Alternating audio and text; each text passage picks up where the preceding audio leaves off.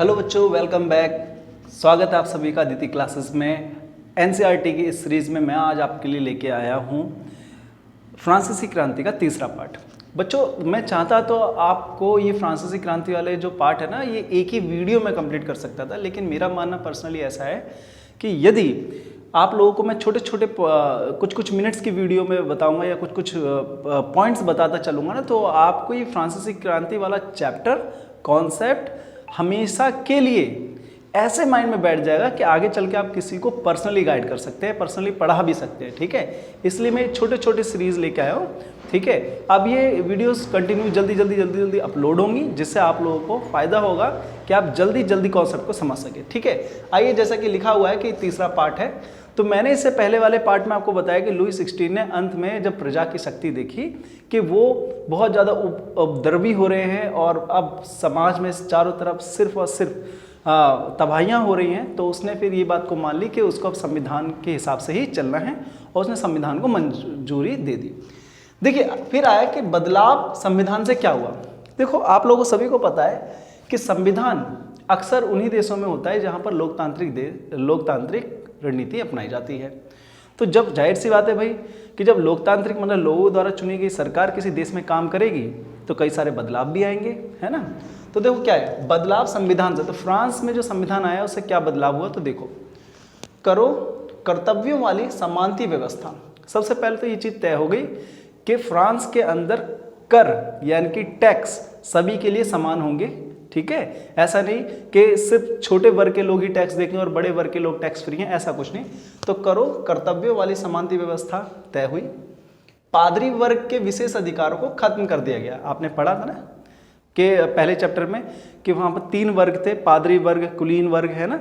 तो उसमें पादरी वर्ग के जो विशेष अधिकार थे, जैसे वो टैक्स फ्री थे, तो उस चीज को खत्म कर दिया गया और धार्मिक कर समाप्त कर दिया गया था। याद है, मैंने थित और थेथिल बढ़ाया था आप लोगों को, जिसमें मैंने बताया था ये ऐसे धार्मिक कर थे जो देने ही होते थे, तो वो धार्मिक कर को समाप्त कर दिया गया। ठीक है, देखो अब ये पॉइंट याद रखने, क्योंकि आंसर राइटिंग में आपको ये हेल्प करेंगे कि संविधान से क्या बदलाव हुए। तो फ्रांस संवैधानिक राजतंत्र बन गया, ये बात तो तय है, लेकिन कैसा था वो, तो सुनो। 1791 में संविधान का प्रारूप पूरा हुआ। कहां पर? फ्रांस में।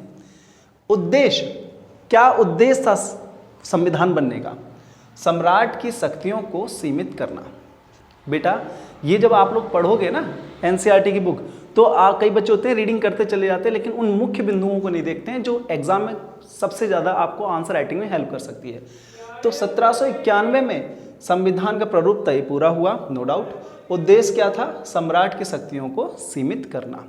अब देखो जरा ध्यान से संवैधानिक राजतंत्र जो बना, वो संवैधानिक राजतंत्र अगर आप ध्यान से देखेंगे तो ऐसा ही सेम हमारे भारत की व्यवस्था का भी है ना।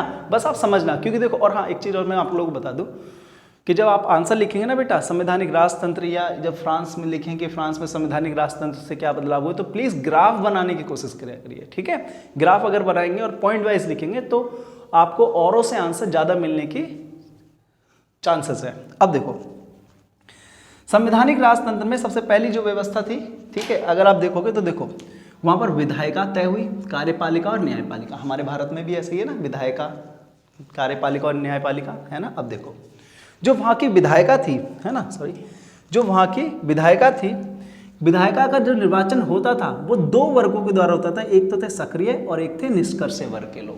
ठीक है, अब क्या है सक्रिय वर्ग के लोग और क्या है निष्क्रिय वर्ग के लोग, तो सुनो। सक्रिय वर्ग वे लोग थे जो 40 लोगों की जनसंख्या में थे और जो 25 साल से जिनकी उम्र ज़्यादा थी। ठीक है, और निष्क्रिय वर्ग के वे लोग थे जो विधायिका का चुनाव करते थे। ठीक है, निष्क्रिय वर्ग वे लोग जो 25 साल की उम्र को कम है या 25 साल की उम्र से कम है। तो ये चीज़ तय थी कि भैया 2 प्रकार के वर्ग के लोग निर्वाचन प्रक्रिया में भाग ले सकते हैं। ठीक है, वैसे तो सक्रिय वर्ग के जो लोग थे, जो 40 लाख थे, उन्होंने निर्वाचन प्रक्रिया में भाग लिया। अभी मैं बताऊंगा कि सक्रिय में कौन कौन से वर्ग के लोग आते हैं। और निष्क्रिय वर्ग के पास मैंने लिखा हुआ है कि 25 वर्ष से कम उम्र के करदाता नहीं। जिसकी भी उम्र 25 साल से कम थी उनको ये राइट नहीं था कि वो वोट डाल सके। ठीक है, अब देखो इतना पढ़ने के बाद आपको पता होना चाहिए कि जो कार्यपालिका का वहाँ का जो हेड बनाया गया ना, वो सम्राट को बनाया गया, कार्यपालिका का हेड, और न्यायपालिका न्यायाधीश के अधिकार में दे दी गई। न्यायाधीश मतलब जजेस के हाथ में। तो आपको क्या ध्यान रखना है कि वो फ्रांस की जो राजनीतिक संवैधानिक राजतंत्र व्यवस्था बनी वो विधायिका थी, कार्यपालिका थी और न्यायपालिका थी। विधायिका का निर्वाचन होता था जिसमें 40 लाख लोगों ने भाग लिया। इसमें एक निष्क्रिय वर्ग भी था जो 25 साल से कम उम्र के लोग थे। कार्यपालिका सम्राट को दे दी गई और न्यायपालिका न्यायाधीश के हाथ में आई। ठीक है, अब देखो मैंने यहाँ लिखा हुआ है नोट। बेटा आपको ध्यान देना है कि ये है क्या। ठीक है, देखो निर्वाचन की योग्यता प्राप्त करने के लिए तथा असेंबली का सदस्य होने के लिए लोगों को करदाताओं की उच्चतम श्रेणी में होना जरूरी था। ठीक है, यहाँ फ्रांस में ये चीज तय की गई कि वे लोग ही निर्वाचन कर सकते हैं। ठीक है, निर्वाचन की योग्यता प्राप्त करने के लिए तथा असेंबली का सदस्य होने के लिए लोगों का करदाताओं की उच्चतम श्रेणी, मतलब वो टैक्स हायर पेयर टैक्स होने चाहिए, मतलब वो टैक्स ज़्यादा पे करते हों, उच्चतम श्रेणी में होना जरूरी था।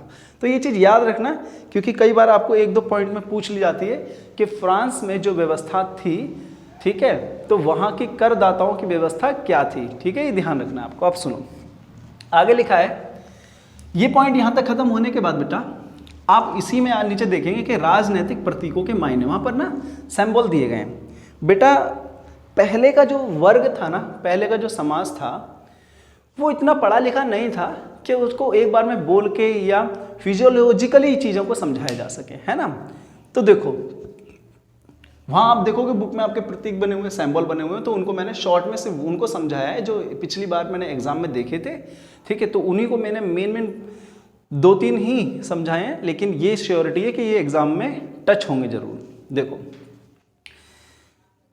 स्त्री पुरुष पढ़े लिखे नहीं थे, इसीलिए महत्वपूर्ण विचारों के लिए आकृति और प्रतीकों का प्रयोग किया जाता था। क्योंकि समाज के सारे लोग पढ़े लिखे नहीं थे, इसलिए उन्हें समझाने के लिए, ठीक है, स्पेशल आकृति और प्रतीकों का प्रयोग किया जाता था। अब देखो प्रतीक यानी कि सिंबल कैसे, देखो टूटी हुई जंजीर, ये टूटी हुई जंजीर का सिंबल आप देखोगे आपकी बुक में भी है। तो टूटी हुई जंजीर का एक क्या सिंबल है, मतलब ये क्या दिखाना चाहती है। ठीक है, तो टूटी हुई जंजीर जो था वो था आज़ादी का प्रतीक। जंजीर तोड़ दी, आज़ाद हो गए, तो ये प्रतीक है किसका, आज़ादी का। तो आपसे क्वेश्चन में पूछा जाएगा कि टूटी हुई जंजीर किसका प्रतीक है, आज़ादी का प्रतीक है। अब देखिए, छड़ों का बच्छीदार गट्ठर, छड़ों का बच्छीदार गट्ठर का मतलब है कि कई सारी छड़ों को एक साथ यदि आप तोड़ोगे तो नहीं टूटेगी, और एक छड़ अगर अकेली तोड़ोगे तो टूट जाएगी, जिसका मतलब है एकता का प्रतीक। तो आपसे 2 नंबर में यही पूछा जाता है कि छड़ों का बच्छीदार गट्ठर जो सिंबल है उसका अर्थ क्या है, तो उसका अर्थ है एकता का प्रतीक। तीसरा है विधिपट। विधिपट का मतलब, विधिपट मतलब कानून की किताब या कानून का पट। देखिए, कानून की नज़रों में सब बराबर है। विधिपट का मतलब क्या है, कानून की नज़रों में सब बराबर है। ठीक है, अब इतना पढ़ाने के बाद मैं आपको ये बोलूँगा कि अब बेटा आप लोग फोकस करो अपनी माइंड को डेवलप करने में, क्योंकि आपको पता है कि कोविड के बाद अब सारी टीचर्स बहुत ज़्यादा एक्टिव हो गई हैं और उनका मेन फोकस है इस बार बच्चों के ब्रेन पे, उनको ज़्यादा से ज़्यादा एक्टिव करने पे। ठीक है बच्चों, तो मेरी भी यही एक कोशिश है कि मैं आप लोगों के ब्रेन को ज़्यादा से ज़्यादा एक्टिव करूं, इसीलिए मैंने कुछ क्वेश्चंस दिए हैं। इन क्वेश्चंस की आपको बहुत ज़्यादा प्रैक्टिस करनी है। देखिए, पहला क्वेश्चन है फ्रांस का संविधान कब बना, तो मैंने इसी में ही समझाया हुआ है। फ्रांस के संविधान से क्या बदलाव हुए, ये भी मैंने इसी में बताया हुआ है। और फ्रांस के संविधान राजतंत्र का उल्लेख करें तो देखेंगे तो मैंने यहाँ पर फ्रांस के संवैधानिक राजतंत्र के बारे में बताया हुआ है। हर एक चीज़ छोटी छोटी क्लियर की हुई है। बच्चों आप ऑलवेज एक्टिव रहें, अच्छे से पढ़ाई करें, इसीलिए मैंने एक और पहल की है, वो है टेलीग्राम चैनल की। मैंने एक टेलीग्राम चैनल बनाया है जिस पे आप लोग किसी भी टाइम अपने डाउट्स को मुझसे क्लियर कर सकते हैं।